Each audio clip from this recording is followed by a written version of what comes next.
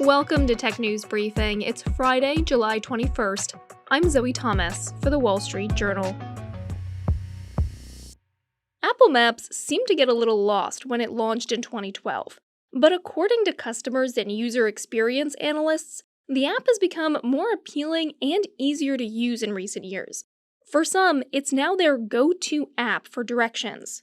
While Apple might not need the app to sell more iPhones, the company's ambitions with cars and other devices that integrate maps depends on people actually liking to use the feature. Our personal tech reporter, Anne-Marie Alcantara, has been looking into the changes and talking to Apple Maps users, and she's here with those details. So first off, take us back to the beginning. What was Apple Maps like when it started? So for those of you who can remember, it launched in 2012, and it was not a good time for Apple, for people trying to use it. For example, the Manhattan Bridge looked like a roller coaster if you looked at it on the map. Officials in Australia warned users not to use it because it was potentially life-threatening in some cases of like where the map would lead you to. Tim Cook, the CEO, even issued an apology about it. So what exactly has changed then? It's basically adopted a lot of features that Google and other mapping applications have had for many years into its own app. For example, right, like Google's iconic Street View feature that is now available as well on Apple. They call it Look Around, and people now like it and like that it's available on their phone. They don't have to download another app, and it's ready to go. You've been talking to some people who made this switch to Apple Maps. What did they say drew them to make that change? So one person that I spoke to said they really like the transit layer on Apple Maps versus Google.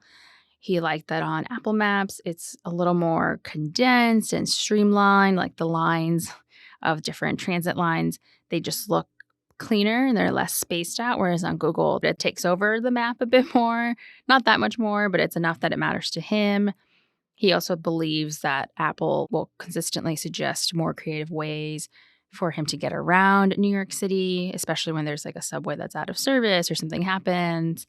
And I spoke to another person who just liked that in the airport, the floor designs telling you where restaurants and cafes and shops and that sort of thing. It's a little more cleaner and easier to read on Apple. And she also had mentioned that she just likes that Apple Maps will show you the actual street name. It's a complaint I heard many times where on Google, you put in an address, you tried to get there, and it just won't show you the street name of like your direction, where you're supposed to go, and you have to like zoom in and like do all these little things to get around. But Apple will just show you the street name. Why is Apple Maps important to the iPhone maker? So Apple Maps is important across a variety of Apple products.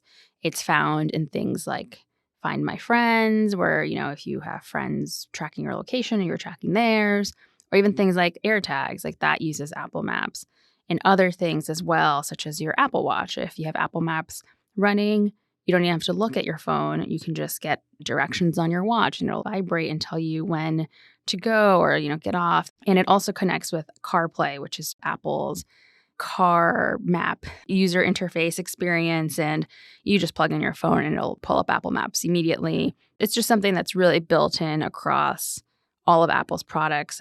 What have executives at Apple said about the updates to Apple Maps?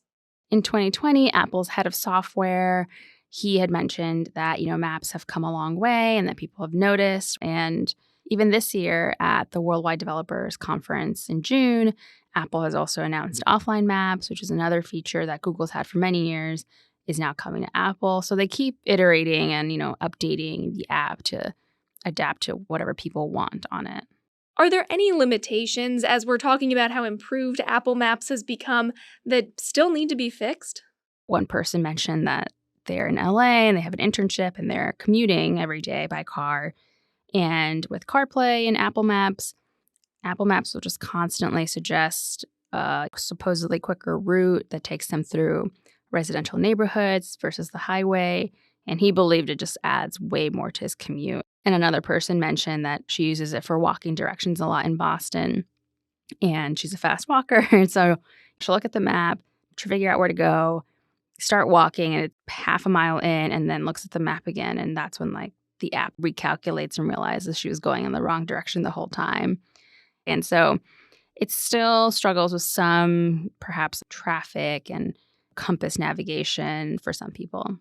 I want to take a moment to talk about Apple's main competitor, Google, who you've mentioned a few times. What does it mean for Google if a lot of people switch from their maps to Apple Maps? So, for anyone who's used Google Maps, you look at it and there's tons of businesses, there's sponsored listing of businesses, and we all know that Google's a big advertising giant. And so, if people start moving away from Google into Apple, those businesses that sponsor listings on Google Maps potentially lose customers. And it's just another loss of users that Google potentially could target with advertising. And then, of course, there's just the more someone gets ingrained into an Apple product, the less they might be willing to continue using Google products and so on and so forth. Is Google making any updates of its own?